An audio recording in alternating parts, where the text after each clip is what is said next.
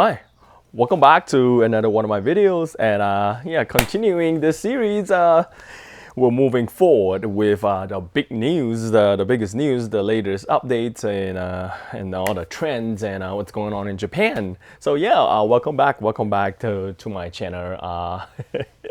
Thank you all you good folks who have given me the support all these years, and all you news folks who happen to be on my channel by accident, by chance. Welcome, enjoy your stay.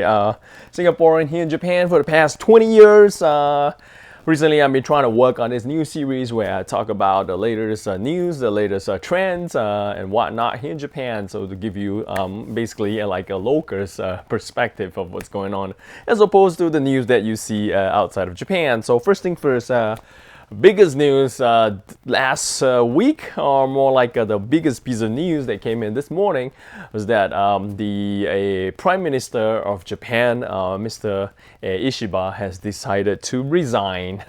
That is really unfortunate, because if you've been in Japan for a long period of time, or you have been following the news in Japan, the prime ministers here in Japan has been, taking office, resign, and this whole, what is the snowball of chaos that has been going on for many years now. And, the ruling coalition party here in Japan, the LDP, the Liberal Democratic Party the Liberal Democratic Party here in Japan is basically the ruling party. Ever since after World War II, they has, I think, only lost one time. So they are like the majority of the government here in Japan. Basically, a lot of scandals, a lot of controversies, and a lot of issues regarding this LDP and the coalition, the other parties involved. The whole strings of all this chaos has led to the Prime Minister of Japan, especially the political figure from LDP taking position as the Prime Minister of Japan and then resigning, and then next person goes up and then resign, and the next person goes up, resign. It's unfortunate, So it's only a matter of time before the current Prime Minister of Japan, Mr. Ishida, steps down, because he only took office like last year. It's not even 1 year that he's been in office.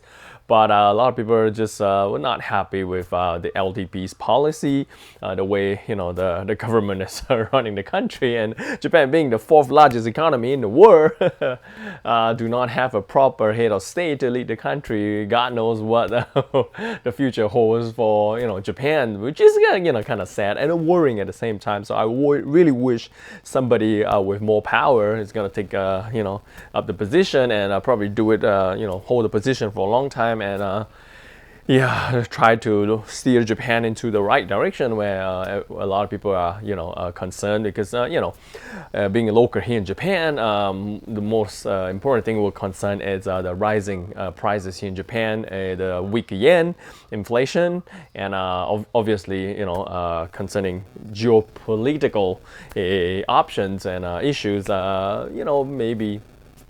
I don't know. I mean, I'm not really inclined to comment on anything political, but I wish though we had better relationship with the neighbors around Japan, and then to just make a mess of this relationship, because given the current time frame we're in, U.S. With President Donald Trump is leading one side in the West, and the East side, China, and and all the other friends and neighbors in China, ruling the other side, the Eastern Prefecture. So it's like the West versus the East now, and Japan is right in the middle. Like Singapore, it's very hard for us to take sides, so it's better to, just be good to the neighbors, have good relationships. So moving forward, and because I think last week, okay, never mind. That's the another piece of news.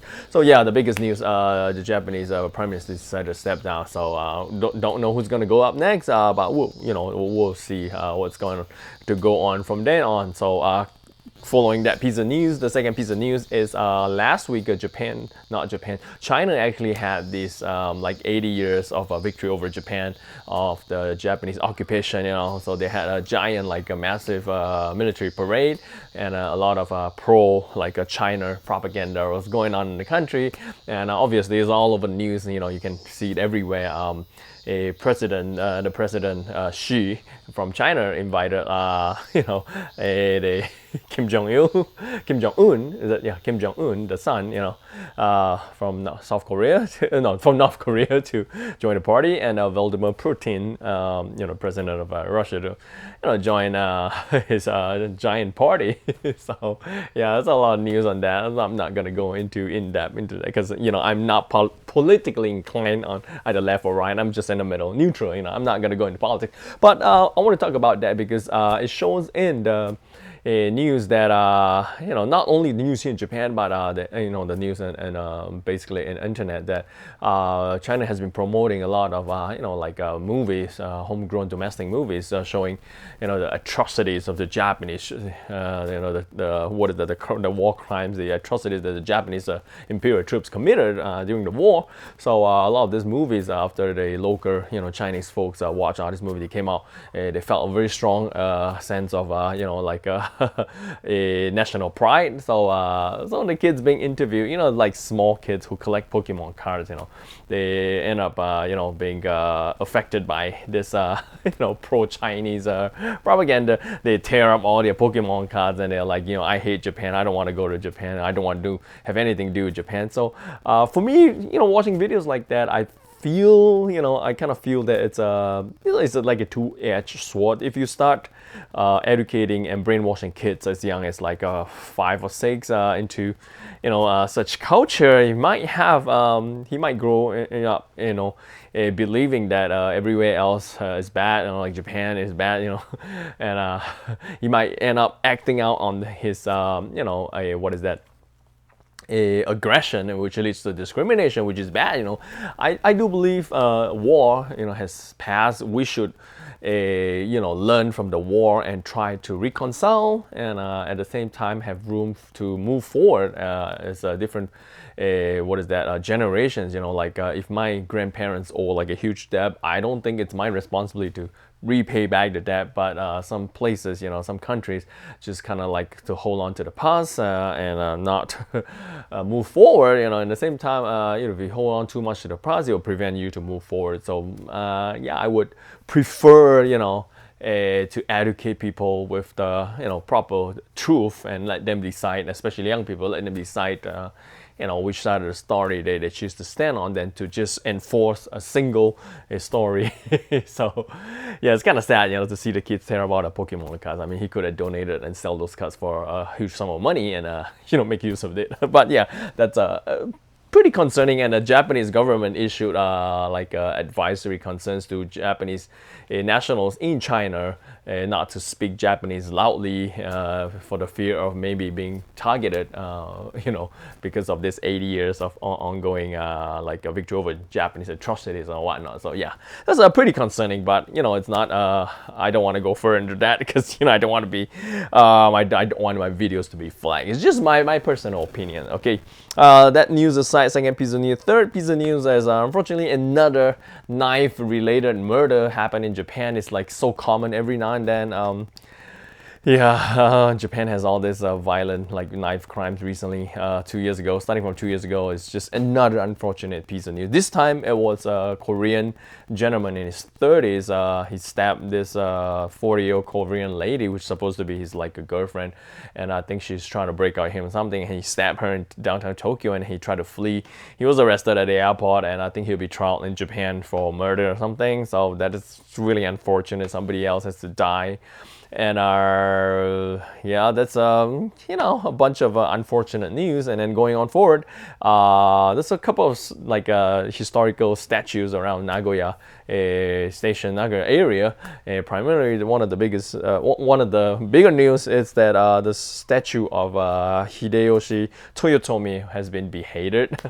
This plastic, reinforced plastic sculpture. That has been donated by a real estate owner I think there are 3 or 4 of these statues around Nagoya, and apparently the head of Hideyoshi Toyotomi has been taken, has been vandalized.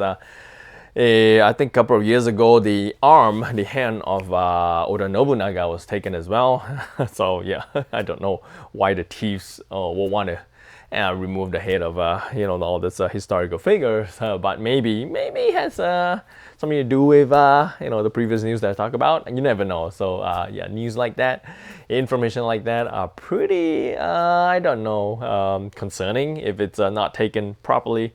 Yeah, it might lead to like consequences like that. So yeah, I don't know if they're related. So moving that aside, another piece of news was that the Shinrikyo, yeah, this Japanese cult in the late 90s, where they 1993 or something, where they released the sarin gas in the Tokyo stations, that 3,000 people were like affected and injured and whatnot. I think 8 people died or something. It's unfortunate. Even though the leader, the Shinrikyo leader, has been executed, he was on death row for many years. Even though he has been removed, the Shinrikyo has been they kind of changed their names into another cult. They call the LF now. It's called LF, I think. Yeah, it's called they call it the LF. Is they kind of been shrouded in secrecy. They still have followers, and he's apparently the leader that was killed, that was executed. His second son has taken over the reins, the reins in in his cult organization, and apparently he has been in the spotlight recently after millions and millions of dollars in cash has been found in the apartment that this second son is living with his mother in Saitama. So I think these funds are supposed to be given back to the affected victims or whatnot, but they decided to stash all the money in their apartment and not put it in the bank. So yeah, so pretty scary. I mean, the cult has been around for many years now, and even though Japanese government has been putting them under scrutiny. No, yeah, has been watching them. Yeah, Japanese government has been watching them closely, but they're very close kept and everything. So it's very hard to get proper information. So yeah, don't join any cult. Just have an open mind, do something productive. So yeah, that's the other piece of news. And what was I going to talk about? There's one more. I can't really remember. Yeah, I remembered. A couple of I think last year or 2 years back. Wait, hold on. Okay, never mind. I think last year there was a violent crime in Nagano Prefecture, Nakano place, Nakano area in Nagano Prefecture. This very unfortunate 34-year-old gentleman was going home one day, and then I think 2 of these middle-aged ladies in their 50s and 60s were doing their routine walks in the evening, and I think they said something bad to him, and this guy took out his survivor knife and stabbed and killed the 2 ladies.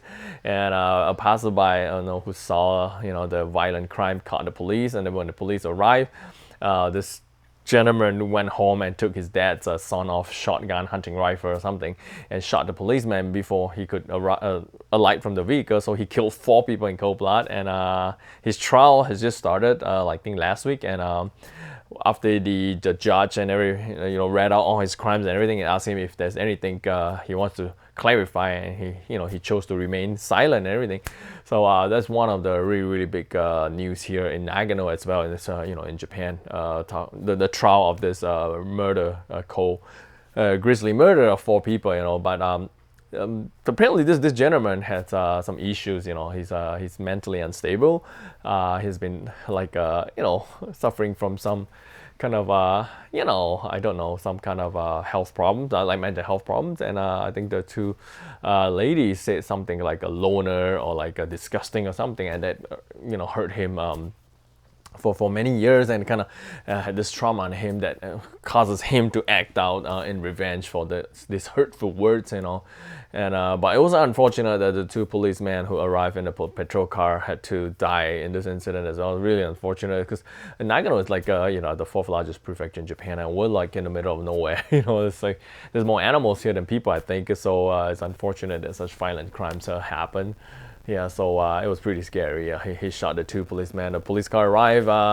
He went up to the driver's side and shot the policeman before he even could get out of the vehicle. And then he went on to the other side and stabbed the other injured policeman on the passenger side. And then he kind of holed up in his house to the next day, where the police negotiator talked him out to surrendering himself. And then yeah, they arrested him. That was really unfortunate. So yeah, that's like a whole bunch of like unfortunate news. One, two, three, four, five, six. I think 7 pieces of unfortunate news over the course of like a 1 week last week. So yeah, let's go dive right into much better news than to just bring on this bad news. So yeah, that's basically what has been happening here in Japan for the past week. Oh yeah, before I forget, one more, the 8 piece of unfortunate news. One Australian like wannabe influencer decided to take a stroll into the famous haunted forest at the base of Mount Fuji, and I think he visited one of the graveyard, and he saw a can of like liquor, like a chew high alcoholic beverage, and he kind of like flip like a coin or something, like a Harry Potter coin. He tries to drink that like a alcoholic beverage, and then he kind of recorded himself, and considered like desecrating like a grave in Japan, and disrespect for the deceased or something like that, for the dead. It's unfortunate. So I've checked his I happened to like read that particular piece of news, and I was checking out his like Instagram account. He doesn't have like a zillion followers, and he kind of like posted 2 apologies, not really apologies, but he kind of ran to like the mindset of the Japanese, the mentality, all that crap, but yeah, it's unfortunate, as a foreigner that has to do, unfortunate that a foreigner has to do something like that. I mean, he doesn't represent every other Australian. He only represents his really, like his sorry state. It's unfortunate. So here in Asia, not only in Japan, like sometimes we place like offerings, food and like drinks and flowers, on the gravestones, is to respect, the people that has passed on, to preserve and to like hold their memories in our heart. It's not just to put it there for show, and you're not supposed to take those drinks and food and everything and just do something crazy. That's just part of an Asian culture that maybe some foreigners do not know about. It's not only in Japan, anywhere in Singapore or like Hong Kong, China, Malaysia, or whatnot. You see food and offerings. You don't do that. But I mean, who would visit like like a graveyard, out of no reason, and do something stupid like that? Yeah, it's just not advisable and not really feasible, not in a proper state of mind. Anybody want to do that? So don't do that. If you're a foreigner in Japan, you want to rig up your like Instagram account, you want to be a streamer or YouTuber or something, do something productive. Don't do stupid things like that. If you want to do things like that, do it in your own country. Don't do it in Japan, because the last thing we as a foreigners here in Japan would want is for you as a foreigner to tarnish our name here in Japan, where we've been doing fine without you unfortunate people here. So yeah, that's one of the another unfortunate piece of news. Going forward, let's just dive right in. Good news, just out. A 686, it's a ski apparel brand based off US, had recently just done a collaboration with Mystery Ranch. Yes, when it comes to Mystery Ranch, I'm always so excited. Yeah, they've done a collaboration with Mystery Ranch. They just offered 2 out of their 3 limited edition collaboration products. One is a jacket that you can get it from the 686 official online store. They offer the collaboration has a very nice reverse tri-zip jacket and a fleece jacket, and apparently in one of their promotional like posters and whatnot, you can see a collaboration bag, but there's no information on the bag at the moment. It's not available for sale, but only the technical outer shell jacket and the fleece jacket are for sale. I think all sizes are available at the moment, SML. As of last week. I'm not sure if it has been updated, but it's the pre-orders are live. You can go get it now. If you're in Japan, you can go on to Rakuten or other sites to get it. A lot of websites actually have the pre-orders open now. So yeah, if you're a fan of Mystery Ranch and 686 technical ski apparel, you might want to check that out. Very, very, very cool product. Reverse tri-zip. I've checked it out online. I mean, have not fondled. I didn't get the physical product. I have no access to it at the moment. Looks pretty nice, but it's just that the colors and it is like slightly purplish tint, so it's not my kind of thing. So I like Mystery Range, but not so much about this collab. But if you're into the Mystery Range collabs, you might want to take a look at it. If you're into like 686 technical clothing, you might want to check that out. So yeah, that's it. Short, sweet, and simple. And this what is that? Video of the updates here in Japan at the moment. I will just continue to update you guys as and when I get very good information on latest trends, gadgets, what's going on in Japan, as well as the news, what's been going on lately. Last week we had actually experienced a typhoon that passed through Japan. I think on Thursday and Friday. It was coming up from Okinawa, and then it just kind of like it became a typhoon, and then it passed through Japan. Heavy rains, bad weather, winds, heavy winds as well. Like winds tore up the walls of the shop and flipped a couple of cars, flip over trucks, and it caused severe floodings in many parts of Japan. So that was in the news as well, but because the typhoon is passed, I wouldn't be talking about it. I wanted to do a video last week, but I didn't have time before the typhoon came over. But yeah, might want to do a video talking about should you prepare if you're in Japan if you anticipate, or if there is in the news that a typhoon or something like that is gonna pass through Japan. What should you prepare? What do I have in my lineup? What have I actually prepared? Maybe I should do a video on that, because yeah, recently it's been I've been reading a little bit on that, about certain disasters, not preventive, disaster, post-disaster information, or what should you prepare before disaster struck in Japan. So yeah, that'll be in the next couple of videos I'll be working on. So yeah, let me know in the comments what do you think of this new series, whether you like it or not. What else would you want to see here in Japan? So as much as I can, I'll try to get these videos out for you guys. Hope you enjoyed it. That's it for this video. I'll see you guys in the next one. Take care. Bye.